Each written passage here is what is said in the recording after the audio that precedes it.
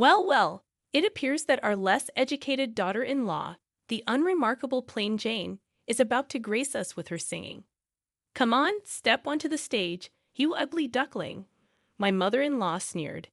It was my sister-in-law's wedding reception, and I was coerced into performing a solo, as was customary whenever my mother-in-law found an opportunity to belittle me. Her audacity to humiliate me, even on such a joyous occasion as my sister-in-law's wedding, was beyond my comprehension. What's taking so long? Hurried up. She's getting impatient. Her voice hardened. Okay then. I will. Excuse me. I stood up from my seat and slowly made my way towards the stage. I'm Erica, 33 years old, living with my 4-year-old daughter Janice and my husband Paul, who's the same age as me. We're in our 8th year of marriage. Orphaned as a child, I was raised by my grandparents but chose to be independent, dropping out of high school to work at a local factory. Paul and I reconnected at a high school reunion when we were 21, hit it off, and started dating. 3 years after Paul graduated from university, we got married. Since then, I've been supporting him, managing our household chores, and raising our daughter while working part-time. Mom, teach me how to sing. Janice has been asking me recently. Neither Paul nor I had any intention of forcing music onto her, but I have a background in music, having been the president of the choir club in high school. I still love singing and even take voice training lessons as a hobby. Janice developed an interest in music naturally, and I hope that one day we can perform together with Paul's music. Returning home 3 days later, my mother-in-law called, resuming her habit of belittling me since she discovered I dropped out of high school. She often showered me with insults, criticizing my abilities and family background. She wasn't my favorite person. Hello, is Janice there right now? My mother-in-law asked. I'm sorry, she's at voice training right now. She's not home, I replied, realizing I had let something slip, but it was too late. Why didn't you tell me before letting her attend such things? You really don't think things through. I'll teach her, my mother-in-law insisted. Despite her accomplished musical background, she tended to take a condescending tone when it came to music and education. She doted on our daughter but might inadvertently push her away if she followed the same strict teaching approach she used on Paul and his sister in the past. Mother-in-law, I appreciate your offer, but I want Janice to have her freedom in this. Even if you say that, it's really up to Janice whether she wants to continue or not. I can't force her to quit. I'm sure it would be much better if I taught her. My mother-in-law abruptly ended the call. 3 months passed, and I'd almost forgotten about the incident when my mother-in-law decided to visit our home. It's been a while, hasn't it? Oh, how's Janice been doing?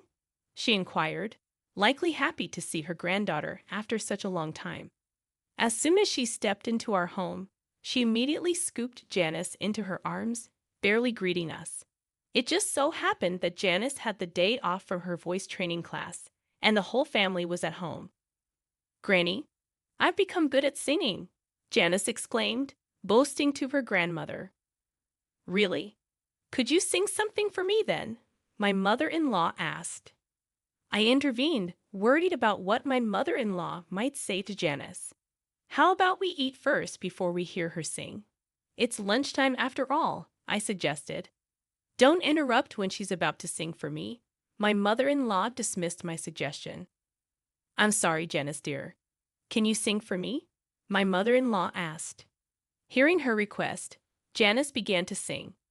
From the perspective of a mother-in-law who graduated as the valedictorian of a music conservatory, my daughter's singing must have sounded rather clumsy.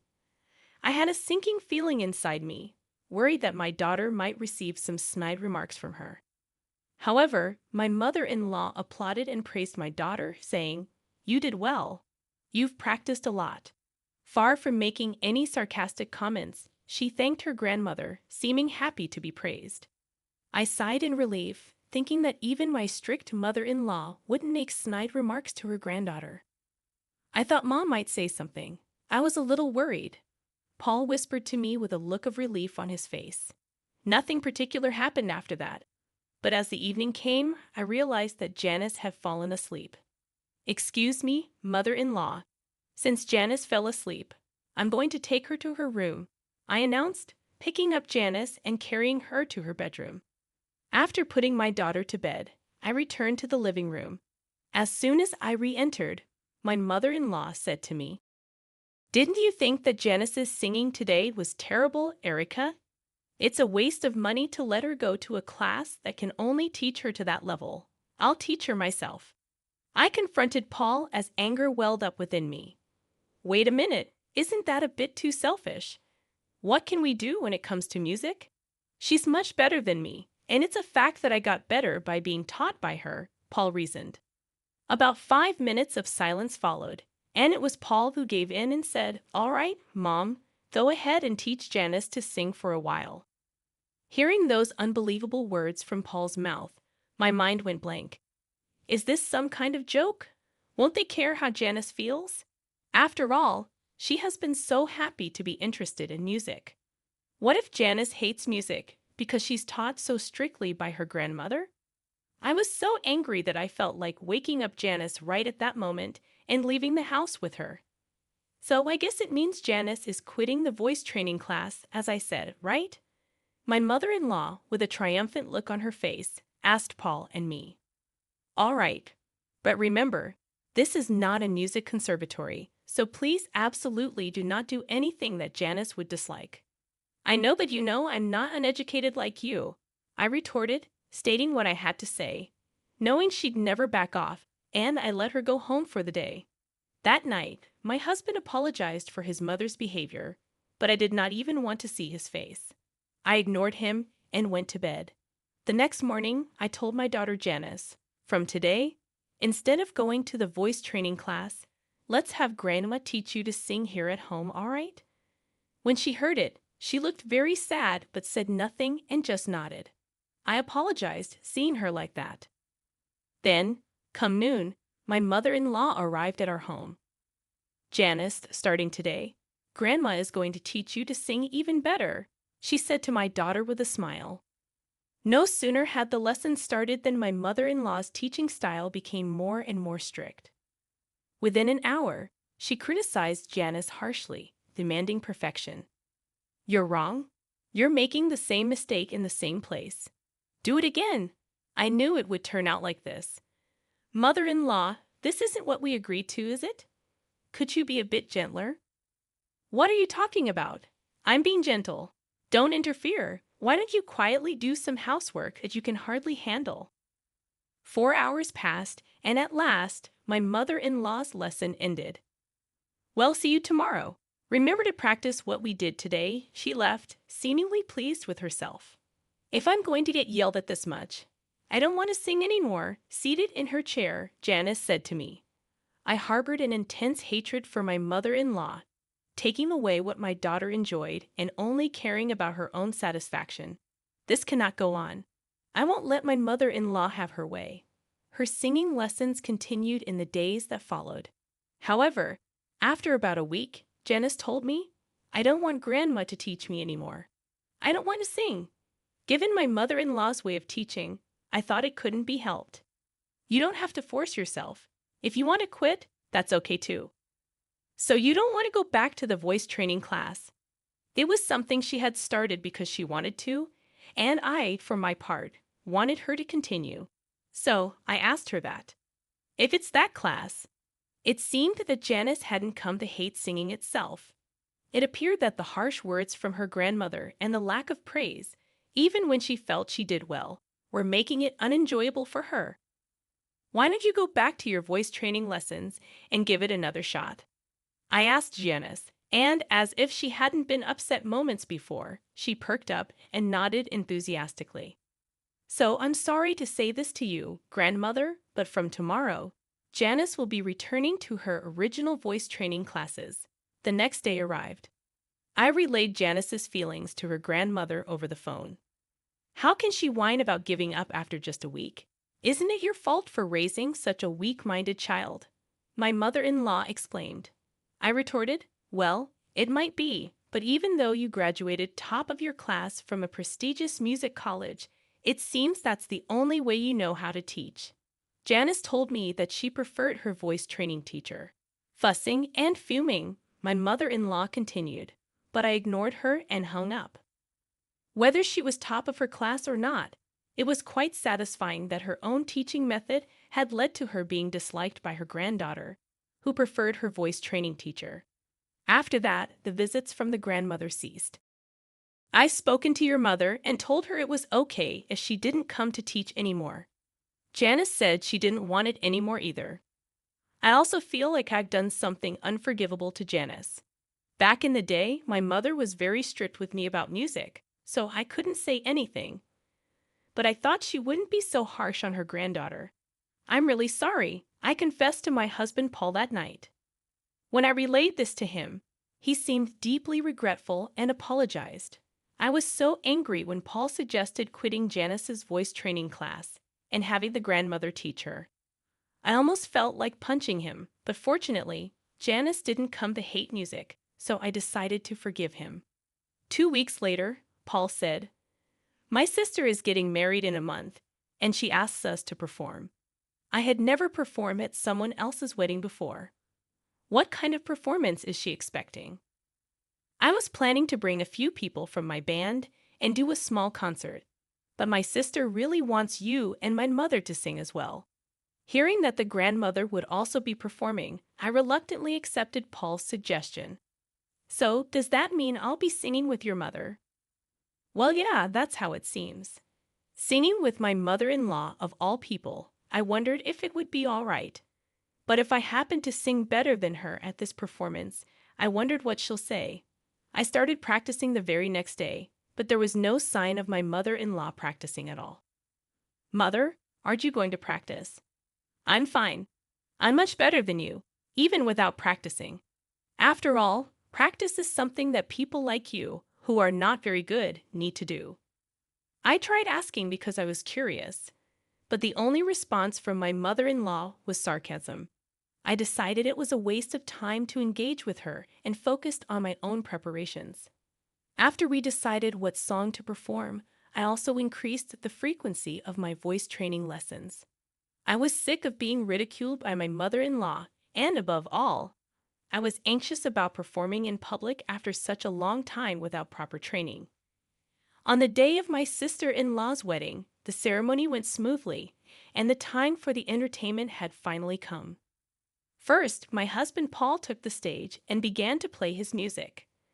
As expected, given he plays regularly, he was confident and exuded an elegant aura. I was utterly mesmerized by Paul's performance. "I'm not feeling well today. Could you sing on your own?" Then, out of the blue, my mother-in-law told me to sing solo. "What? That's so sudden. It's not fair." "Well, there's nothing we can do about it." "Or what? Are you too embarrassed to sing in front of others because you're uneducated and ugly?" She said this without a hint of remorse. Okay, I know it. She's doing this on purpose. I thought and decided to retort. "Being uneducated and ugly. I've practiced hard, so I won't be embarrassed singing in front of others. I asked you several times if you needed to practice, but you showed no signs of doing so." Could it be that you're actually a terrible singer?" "That's not true." My mother-in-law raised her voice in response to my question. The people around us began to stir, wondering what was going on. Sorry. It's nothing." I got up from my seat, apologized to those around me, and then pressed my mother-in-law further. "Graduating as valedictorian from the music college. You sure talk big about teaching others, huh? Are you running away because you're embarrassed to sing with me since I'm better?" I whispered this in her ear. "What did you say? There's no way that's true. If I sing with a low-educated, ugly person like you, it would only throw me off. Didn't your parents teach you that you and your parents are truly incompetent?" She disparaged me as being uneducated and ugly and even insulted my parents in front of everyone. Embarrassed and angry, I wanted to leave right at that moment, but if I ran away now, it would just make her happy. "What are you doing just sitting there? Hurry up and go." "Okay then, I will." "Excuse me." Just as Paul's performance ended, I took his place on stage. I was supposed to sing with my mother-in-law, but due to her not feeling well, I would be singing solo. Instead of the song I was supposed to sing with her, I chose an opera song I used to sing a lot when I was competitive, an aria from The Marriage of Figaro. And so I began to sing.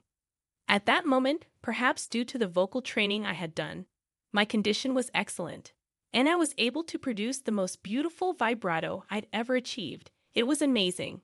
The audience was mesmerized by my singing, saying things like, "Wow, her voice is incredible," and "Is she a professional?" When I finished singing my song without any hitches, the audience gave me a standing ovation, showering me with thunderous applause. Congrats on your wedding, sister-in-law. You know, I used to be the choir leader in high school. It's been a few years since I last sang in front of an audience, so I was a bit nervous. How did I do? Thanks so much for listening. After making this statement, I returned to my seat, and my daughter, all starry-eyed, pleaded, "Mom, your voice was so beautiful. Can you teach me next time?" Witnessing this, my mother-in-law, with her jealousy on full display, said in a huff, anyone can sing like that. Don't get ahead of yourself," continuing to belittle my singing. Just as I thought the entertainment segment was over, my sister-in-law unexpectedly said, "Mother-in-law, and you should sing too." Words that I didn't expect came out from my sister-in-law. My mother-in-law was taken aback and looked at her daughter in confusion, asking me, "I've never heard you sing, Mom, and since you taught me so much about music when I was young, I'd really love to hear you sing," my sister-in-law expressed with pure honesty. The attendees chimed in, "Mother-in-law, you should definitely sing."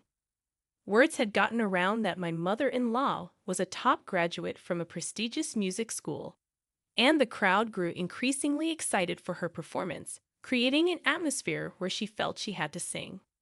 "Well, with all this, I guess you have to sing now, don't you?" I did not hesitate to add, "So, all right, all right."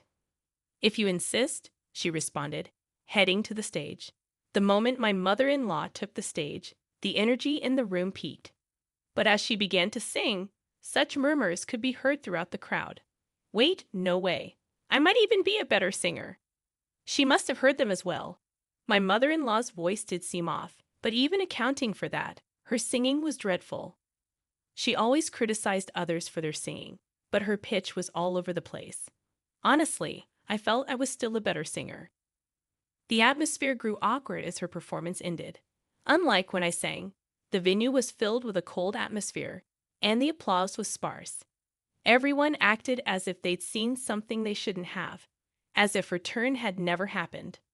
Upon returning to our table, my mother-in-law, her face flushed red, shouted at me, "That's why I didn't want to sing.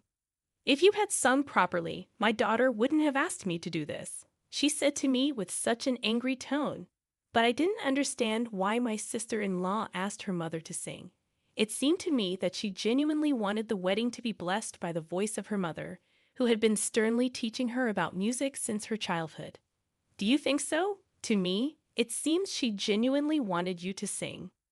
I shared my honest thoughts with my mother-in-law. "No way. I'm sure she knew I'm bad at singing, and this is her way of embarrassing me." I was utterly astonished at her response. She had always criticized others' music and performances, yet she herself didn't want to sing in public because she's bad at it. She never hesitates to complain about others' music, but she is like, "I don't accept complaints, although I'm a bad singer myself." Such a self-centered attitude won't be accepted. My daughter Janice might have her newfound love for music crushed by her grandmother. I could no longer bear my mother-in-law's attitude. So, a person who studied at a prestigious music school and criticizes others' music is just doing so because she can only sing this badly. But mother-in-law, isn't it great? You are able to sing alone without having to sing with a terrible singer like me. I responded to my mother-in-law with a sarcastic tone. "How dare you say that? It's your fault that I had to embarrass myself. It's not nice to say that in front of your daughter. I'm sure she's satisfied hearing her mother singing." As I spoke these words, my mother-in-law fell silent. There was a stir amongst those who'd heard what I had said to my mother-in-law.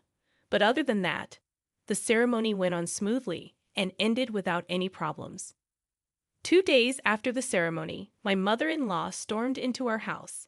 "I just can't let it go. I want you to apologize for what had happened." I was surprised by her sudden visit, but retorted, "What exactly am I supposed to apologize for? I wasn't aware that your singing was that bad. Instead, I think you owe us an apology." "What do you mean? I have absolutely nothing to apologize for.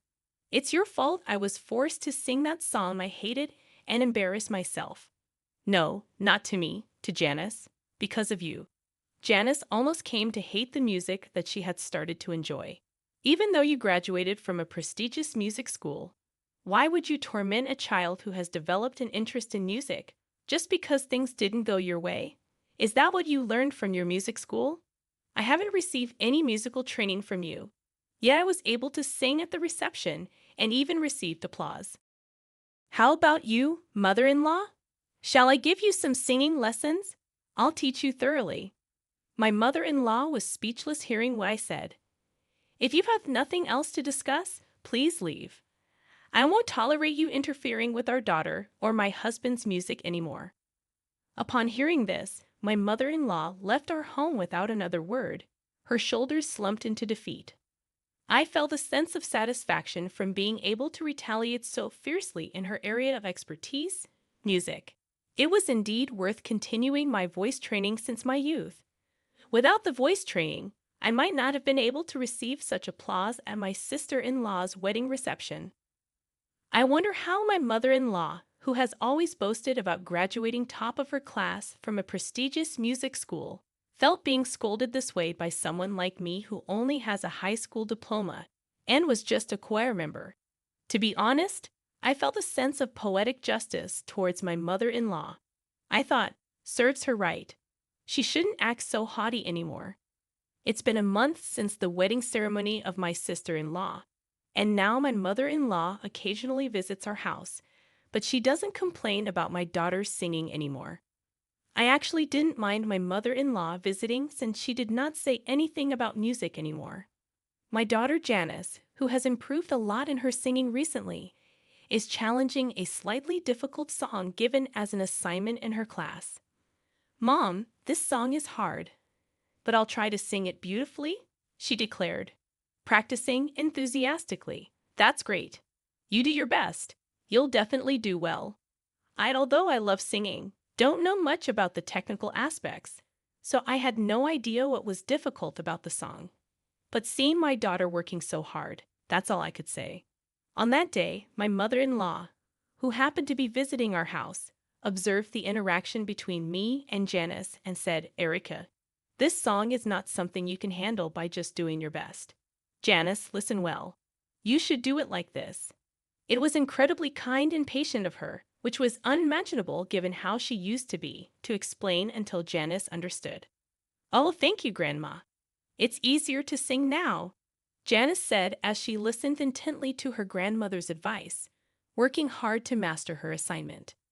"Erica, I used to look down on everyone doing music without graduating from a music college. But after meeting someone like you who can sing so beautifully without a music degree, I changed my mind. After all, we should enjoy music. Could you teach me to sing next time?" My mother-in-law said that looking at Janice singing. I was surprised to hear such a thing all of a sudden, but I'm sure the sarcastic comment I made after my sister-in-law's wedding had its effect. "My lessons are tough, you know. I grant this," I replied to my mother-in-law. "Oh, I won't do anything horrible anymore.